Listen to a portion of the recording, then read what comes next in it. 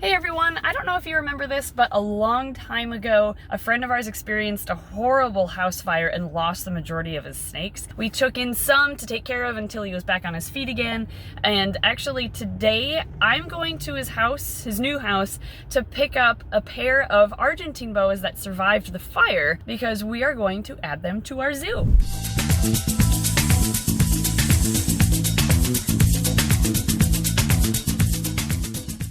In case you don't remember, about 5, maybe 7 years ago now, it's been quite a while, our friend Stanley, who was a snake breeder, and he had, from what I understand, a couple hundred snakes, had a house fire in the middle of the night and lost all but like 40-something snakes, which is really sad. And the snakes that survived had smoke inhalation issues, they had literally charred noses from the flames. So Ed and I rushed over to his house, and I think a group of 3 of us split up the surviving snakes and took care of them until he was back on his feet again and had a new place and was able to take them back. We had his carpet pythons, ball pythons. We had about 20 of his snakes, I think, if I remember correctly. This was a long time ago. All of them except for one big ball python named Big Bertha made it, and she didn't because of the extent of her injuries from the flames. But we are actually going back to his house because he asked if we'd be interested in his pair of Argentine Boas, which were also survivors of the fire, and we said we'd love to take them in and put them on display in our zoo. So we actually are planning an 8x8 by 8 foot enclosure for an Argentine Boa exhibit, but I'm told that one of them has some pretty bad scarring from the fire, which is just horrible what these snakes went through, but they survived and they're healthy otherwise. So I'm gonna go to his house and pick them up and we'll see how they are. All right, I just picked up ththese 2 from Le Sueur. Sorry, couldn't resist. It's a city in Minnesota. I've always wanted to say that. So we're gonna head home, and he wasn't kidding. The male has some serious deformities from the fire. So we'll get home, get them settled in, and show you how they look. Well, somebody pooped in the bin on the ride over. I swear it wasn't me. It was this big girl. Hi, sweetie. So we took her out, and I figured I'd show her to you since she is out, but hi. Emily, why did you poop in the bin on the way over? I couldn't hold it. Don't judge me. Jeez, just Yeah. look where the snake was. I'm blaming her. Yeah, it was her. It wasn't me. Sure. So here's the big, beautiful girl. So tail here. She's wrapped all around our plants because I just kind of let her roam while I was cleaning the travel bin. And she's enjoying some UVB, aren't you? Are you happy? So this is an Argentine Boa, and they have just some amazing freckling on their face and a really dark overall color. And I guess she's pretty well mannered once she's out of food mode, but she definitely has a very strong feeding response. Aw, you're so sweet. I don't know how much I can trust you though, because you did cause your previous owner to go into the ER at one point. How friendly are you? Yeah, can I pet you here? You gonna be okay? You're a little huffy, not too bad though. She actually doesn't have a name either, so we're gonna have to come up with a good name for her and the male, which actually, since I have her out, I'll just show you the male too while we're at it. Here's the male. He is just as gorgeous. He's another Argentine Boa with that beautiful like chocolate brown color in the light. But he looks good here, other than some scarring on his back. Actually, doesn't really look like much, but take a look at his face. Hi, buddy. Oh, you poor thing. I can't imagine what you went through there. The flames literally burned off the tip of his face. I don't know if he has functional nostrils anymore, but I guess his mouth does kind of sit open like that because he's missing the end of it, so that is normal. As well as the little bit of extra saliva there. It's not an RI from what I hear. It's just how he is now. So yeah, he's a healthy snake except for his deformities, which he now lives with, but oh, you poor thing. I am curious if you have nostrils. I wonder if there'd be a way to find out. But yeah, I guess he's a really good eater. He behaves normally, and he's not as feisty as the female is, even though she didn't seem too bad. But we're gonna have to come up with a good name for you, aren't we?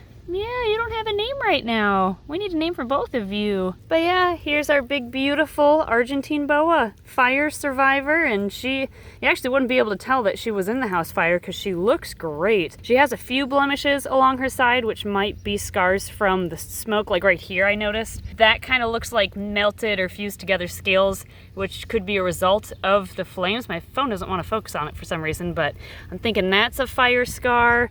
I see a little bit more kind of here and here, a little bit there. She's eating frozen thawed right there a little bit. So Yeah, she's definitely shows some scars from that fire, but overall, she seems to be in really good condition. And actually, are you just going right back in your travel bin?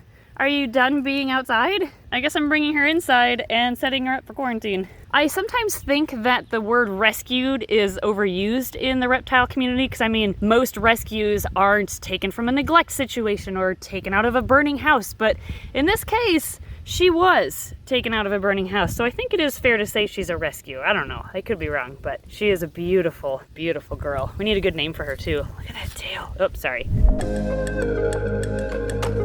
So I'm reviewing this video here, the one you're currently watching, and I just realized that we were planning on scrapping this video altogether because we ran out of time to kind of complete the thought process and intake process with these Argentine boas. So instead, we just kind of introduced them to you guys in our moving the first 5 animals into our zoo video. But a lot of you asked if we could include this footage so that you could see the Argentine boas when we picked them up to the point where they were added to the zoo. So this next clip is actually going to be reusing the scene, I guess, from the moving our first 5 snakes into the zoo video. So it makes sense to add it to this video so it's more cohesive, but yes, you have already seen this next bit of footage. Just, you're not going crazy. So this is the enclosure for the snake we are about to show you guys, but it's accessed from the back, so I have to go around here. Emily's got her coming out. She's kind of feisty, so I have to watch her closely. She's food motivated. She doesn't have a name yet. We need suggestions. Yep, and I think it's insane how big their heads are. Yeah, they are. Like, this is a big snake. That's just a massive head for honestly not that big of a body. Yeah, she's like a little bigger than Doug. Yeah. But Argentine boas are gorgeous. I love all the freckling, the dark colorations. They're so pretty. We figured she deserves a really big enclosure after what she went through. Yeah. So we're gonna put her in this huge one here. I think she already wants to go in there. Yeah, you want to go in? There you go, big girl. And also, again, we need name suggestions. I kind of want something that relates to her surviving a fire. Phoenix? I was kind of thinking Phoenix, yeah. But if there's if you like Phoenix, let us know. If there's any other suggestions, also let us know. But I'm gonna put her in. We'll run around to the other side. And we'll run around. Running around, actually casually walking around. Oh, she's just sitting back there. She's exploring. She's gonna have so much room to climb. Yeah, she will. They're very arboreal, so we gave her a lot of things to climb on, a lot of places to sit up high. We made sure the ledges were structurally sound to hold a very heavy boa, so hopefully we did it right. And hopefully these trees stay standing, but that'll be tomorrow. We'll know that. It's just climbing right up that Universal Rocks paneling. It looks like a zoo in here now. It's starting to. It's not just an empty building with a bunch of wooden boxes. Wonder if she's gonna like climb around that branch. I bet she'll hook around it. I bet if she can get up that high. She's like wedged in this corner. She's got like 5% of her body left on the ground. Yeah. And she's still going. That's insane. She is huge. She is very long. And I think she's in her upper teens as far as age goes. But yeah, she's a big girl. Well, it has been about 1 year since we put the pair of Argentine boas in here. So I figured now would be a good time to maybe wrap up this video because I kind of forgot about it for a while and to give you one more update on how they're doing. And they are doing great. These two, I think, are loving this huge enclosure. They're eating very well for us, and they get along very well, too. Quick disclaimer, though, I do not recommend housing a pair of Argentine boas together in a typical home-type setup. However, in a zoo-type environment where they have a huge enclosure, depending on the pair, it can be done. And for these two, it does work out beautifully. So we have Ember in one of his favorite spots up there with his cute little duck face. It's amazing. He actually can eat really well. And having that deformity from the fire doesn't seem to bother him at all. His sheds even come off well too, like really well, all in one piece. All right, I interrupt this video to show you from inside of the enclosure. I'm hanging out here with Phoenix, and she is not happy when I pet her because she's in shed and she can't see anything. So we've got big girl there. Wow, you can see like iridescence in her scales, even in this enclosure. We have Ember up here. Hi, buddy. Oh, look at your poor little face. You're such a good boy, though. We love you. But yeah, both these two are doing wonderfully in the zoo enclosure. We have the door open back there. You can kind of see the back of our registers, actually. But yeah, they are loving it, I would say. His favorite spot is either there or up there, right underneath the radiant heat panel, which is what that is for. And sometimes Phoenix will also go up there, too. Both of them go, like, all over the enclosure.